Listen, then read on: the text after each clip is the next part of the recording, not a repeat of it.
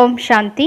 B K. Surajbhai அவர்களின் தாரணை வகுப்பு மார்ச் 28, 2024.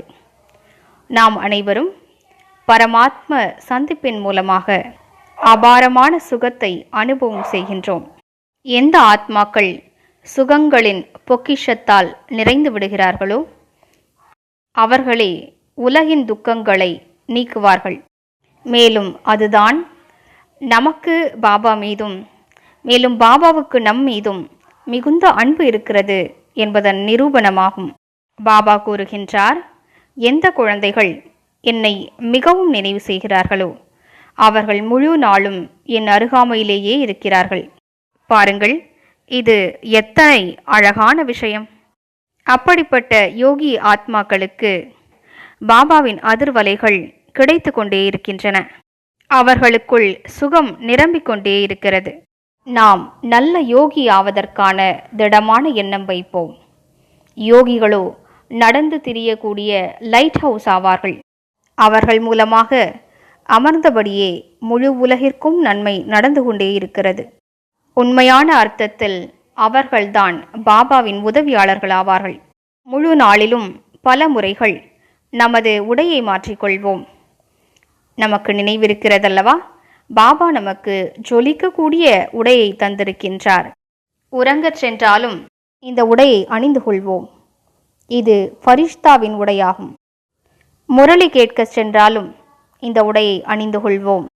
யோகத்தில் அமர்ந்தாலும் இந்த உடையை அணிந்து கொள்வோம். பல தருணங்களிலும் இந்த உடையை அணிந்து கொள்வோம். உணவருந்தும் போதும் இதனை அணிந்து கொள்வோம். ஒரு நியமத்தை உருவாக்கி கொள்வோம். எந்தெந்த காரியங்களை செய்யும்போது நான் ஜொலிக்கக்கூடிய இந்த உடையை அணிந்து கொள்ளப் போகிறேன். அதன் மூலம் பாபாவோடு நமது சந்திப்பு ஏற்பட்டு கொண்டே இருக்கும். அவரது அன்பை நாம் அனுபவம் செய்து கொண்டே இருப்போம். அவரோடு நேரடி தொடர்பு இருக்கும். மேலும் அவரது தூண்டுதல்களை நாம் பெற்றுக்கொண்டே இருப்போம். எனவே நாம் அனைவரும் நன்றாக யோகத்தில் நிலைத்திருப்பதற்காக பலவிதமான விதிமுறைகளை கடைபிடிக்க வேண்டும். முழு நாளிலும் பல முறைகள் அசரீரி ஆவதற்கான பயிற்சி செய்ய வேண்டும். தனக்குத்தான் அழகாக பேசிக்கொள்வோம். அதற்கான சகஜமான விதிமுறை தன்னைத்தான் நினைவு சொரூபமாக வைத்திருப்பதாகும். தனக்குத்தான் நினைவுபடுத்திக் கொள்வோம். நீ யார்? நீ யாருடையவன்? உனது உயர்ந்த காரியம் என்ன? எவ்வாறு தந்தை உனக்கு உறுதுணை புரிந்து கொண்டிருக்கிறார்? எப்படிப்பட்ட அதிர்ஷ்டசாலி ஆத்மாவாகிய உனக்கு சங்கமயுகம் கிடைத்திருக்கிறது. இப்படிப்பட்ட நினைவுகளை தனக்குத்தான் ஏற்படுத்திக் கொள்வோம். இதன் மூலம் சகஜமாகவே யோக நிலை இருந்து கொண்டே இருக்கும்.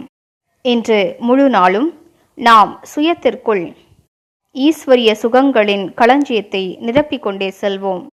நமக்கு மிகுந்த சுகம் கிடைக்கப்பெறும். அதிகாலை எழுந்ததுமே நமக்கு சுகம் கிடைக்கிறது. நம் மீது சுகத்தின் மழை பொழிய துவங்குகிறது.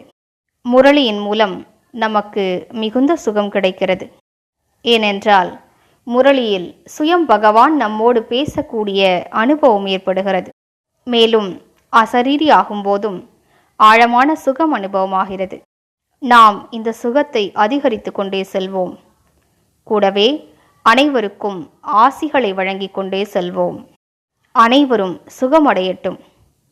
இன்று என் முன்னிலையில் வரக்கூடிய அனைவருமே சுகமடையட்டும் என்று பயிற்சி செய்வோம். கர்மத்தின் சித்தாந்தம் என்னவென்றால், நாம் பிறருக்கு என்னவெல்லாம் கொடுக்கிறோமோ அவை பாவனைகள் மூலமாக கொடுக்கப்பட்டாலும் சரி, இரட்டிப்பாகி நம்மிடமே வந்து சேர்கின்றன. அனைவரும் ஆரோக்கியமடையட்டும் என்ற எண்ணத்தை உருவாக்குவோம். இவர்கள் தடைகளற்றவராக ஆகட்டும். இவ்வாறு பிறருக்கு ஆசிகளை வழங்கும்போது நமக்கு அவை கிடைத்து கொண்டே இருக்கும். இது மிகவும் ஆழமான இரகசியமாகும். எனவே சுகங்களின் கொடுக்கல் வாங்கல் செய்து கொண்டே இருப்போம். ஒருபோதும் தவறியும் கூட நான் மிகவும் துக்கமாக இருக்கிறேன் என்று கூறக்கூடாது. நான் மிகவும் மகிழ்ச்சியாக இருக்கிறேன் என்று கூற வேண்டும். எழுந்தவுடன் எண்ணத்தை உருவாக்குவோம். என்னை போன்ற சுகம் நிறைந்தவர் யாரும் இல்லை. அப்போது நாளுக்கு நாள் நமது சுகம் அதிகரித்து கொண்டே செல்லும். எனவே இன்று முழு நாளும் ஒவ்வொரு மணி நேரத்திலும் 2 முறைகள் அசரீரி பயிற்சியினை மேற்கொள்வோம். பாபாவின் வரமளிக்கும் கரம் என் தலைமீது இருக்கிறது என்றும் அனுபவம் செய்வோம். இதன் மூலம் உண்மையான ஈஸ்வரிய சுகத்தினை ஆழமாக அனுபவம் செய்வோம். ஓம் சாந்தி.